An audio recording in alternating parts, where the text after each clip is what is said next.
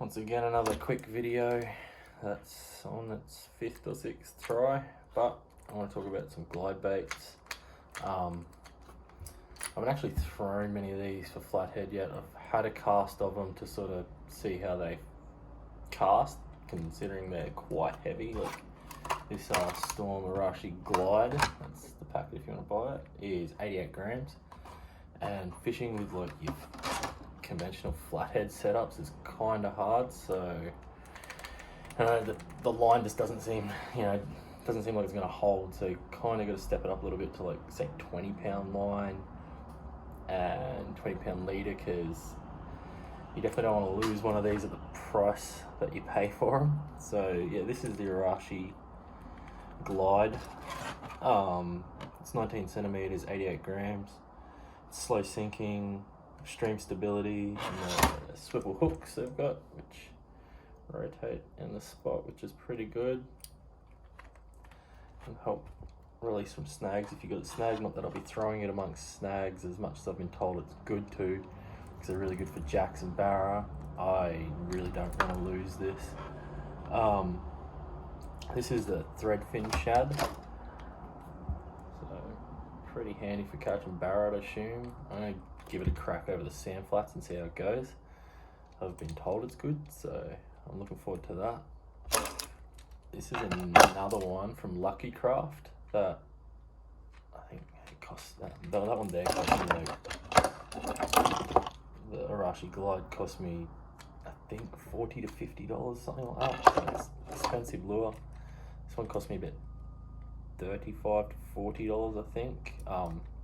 I bought it originally to throw for mackerel or salmon and stuff, and I think just from the profile and looking how it swims, I'm going to give it a go over the sand flats and see how it goes. It's actually a slow sinking one, super sinking, so I'm guessing it sinks a little bit faster than slow. It's the LL Pointer, it's called. It's got a pretty cool thin little profile, so Floody could definitely get his mouth around that pretty simple. So I don't know, I like the colours of it for open ocean. I don't know how it's going to go with flathead, knowing that they do prefer a whiter version of a bait. This guy here, I've taken out a packet once and I'm really looking forward to throwing it. It's the Western Hypnotize. It's a running depth of 0.3 of a metre, so it doesn't stink too low, which is really good, because what I wanted to throw over sand flats, and just the actual look of it. It's something that's made in Scandinavia. It's got a very, I'll pin the packet. Not what you want. Oh, I did it again. Alright.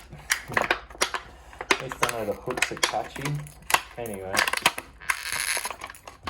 let's go to get it out of the packet. Cut it thin.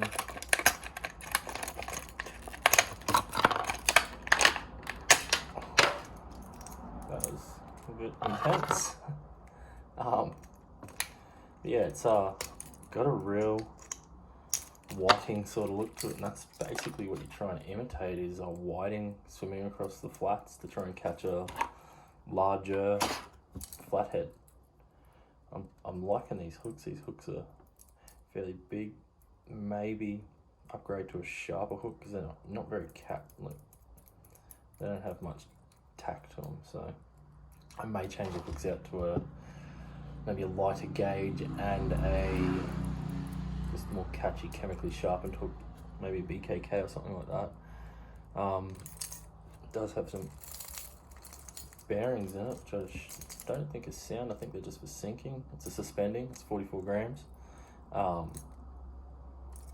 a lot of the information on it, which I kind of like. It's a Western suspending, 44 grams. Has the 0.3 meters there on it as well. You can see that sort of stuff.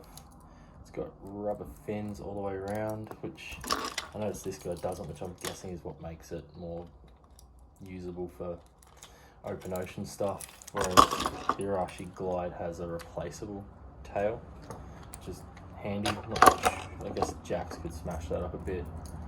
But yeah, this guy has these two, which I'd assume stabilize it because they look like they're in a position where they would. I did cut it, so already off to a great start. Cheers, mate. It's got a little back fin and nice rubber tail, which I've also been told is super handy for just durability and swimming. Like the swimming of it becomes more realistic because of that softer tail. But super stoked on the colours: white bottom, yellowish greenish sort of top, a little bit of gill bleeding and some fins, and I'm liking it. That is actually called, I should tell you, the smelt suspending. It's Hypnotize glide bait, 18 centimeters. It seems to be the size that it's 1 centimeter bigger, but yeah, seems to be the size to operate with apparently. And I'll show one more. They're all hard body ones. I'll show one more that I'm pretty keen to throw. These slapsticks. If you haven't heard of or read about the Metcalf method, I recommend you Google that and check it out. It's a pretty good read. If you're trying to catch big flathead, it's definitely worth the read and a bit of information. These here were one of the hardest things I've had to find online. I'm guessing a lot of people know about this type of fishing. They were super hard to find. The majoritively white colour was sold out. I actually can't remember the place that I got these from, but it was their last packet of white slapsticks. These are freaking huge for what you'd think a flathead would take, but it comes with a bunch of rigging guides there, so you can figure out how to rig these weedless, which is basically how you run them. But with that Metcalf method that I learnt, it requires you to have that similar. This is the hook I'm going to use, the BKK worm hook. It's a size 6. You can go size 10 or 8, which is what they recommend. Actually, you can find any 10 or 8s with these pinpoints, or find 10s and separate pinpoints soon enough to be able to use them this weekend for the Flathead Challenge, the Reel It In Hack Flathead Challenge. And I'm hoping that this here puts me into the contention for some big flatheads. So anyway, I grab one of those and I get these guys, which are, you know, 3 times strong treble, size 6, and you use that as a stinger. So basically you end up with something like this, which is your attached slapstick. You can get other versions of this. It's just, this is the one that I have been told is really good to use. So you can find sort of an eel imitation, any long, slender, white coloured soft plastic should be able to do this. Yeah, so you just chuck your weedless worm hook through there and pin him there on that BKK. And I've got a pit of, where's my trace? Just here.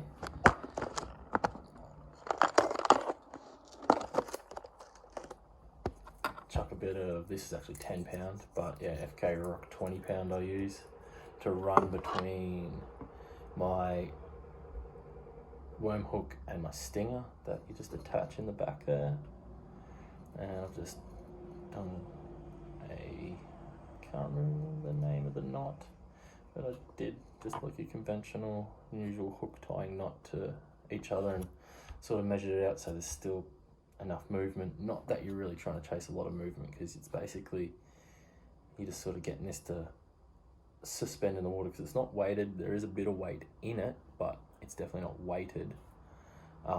The weight of itself will make it glide down to the bottom, which you're not looking for heaps of like body action in this, like swimming. You're sort of just trying to get it to float and stick up and roll a little bit, and basically the stall is what will catch you the fish on this guy, I've been told, and I'm definitely looking forward to throwing one of these out. I was actually really stoked that I was able to manage to rig this up the way that I have so easily and quickly. But yeah, that there's like basically gospel for people when it comes to catching large flathead. I will probably chuck a bit of scent on it.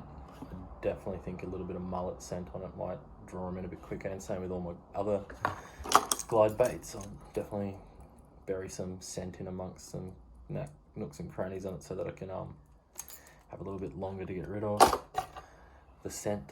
It will take a bit longer to work it out anyway. But anyway, so that's just a quick video of some stuff that I plan on throwing this weekend. I'll still throw my small stuff. I'll do another video on that soon, and get my numbers, but I'm definitely aiming for some larger flathead. So far I've been told the majority of flathead most people catch around here around 60 is the biggest. 65 they have been known to get, but I'm just wondering if anybody has actually spent the time trying to do those long distance casts that you need to do with these guys.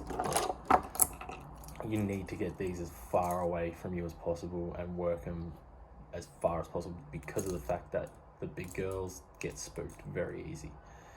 They are looking for a splash, but the second they see a splash, there's the other variables of your foot landing on the ground, making loud bangs, or just you in general in your boat banging around.